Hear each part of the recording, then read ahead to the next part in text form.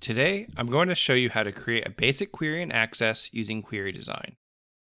On the left here, I have two tables, which are generated from sample data I found online. The first table contains employee data from our sample company. The second table contains a list of job titles generated from the employee data and whether the jobs are considered management jobs. As you may have noticed, whether a job is considered management is not in the table with employee data. But what if you wanted to know what individuals were in management positions? You could try to memorize all of the job titles, or you could go back and forth between the two tables trying to cross-reference them.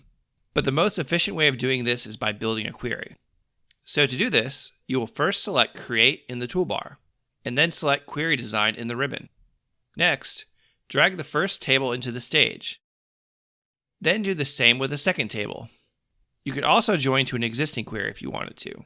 Now that you have all of the tables you want to use, you can add a join. A join is a relationship between two tables which combines the data from those two tables based on a common field between them. In this case, the common field is the job title field. So, we will drag the job title field from one table to the other.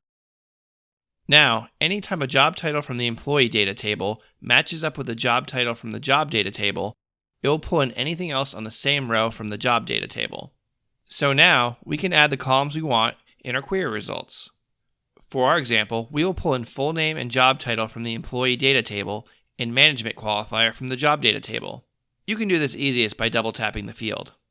And now we can run it by pressing Run in the Query Design ribbon.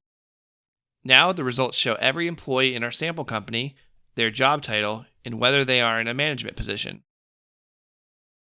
The last thing I will show today is how to filter the results. If we just want to see people with the job title of Analyst, we can go back to Design View by right-clicking the tab and selecting Design View. Then, under Criteria, we can type out Analyst and then rerun the query. Our results show only employees with the job title of Analyst. That's all for today. I hope you learned something. Thank you for watching the video.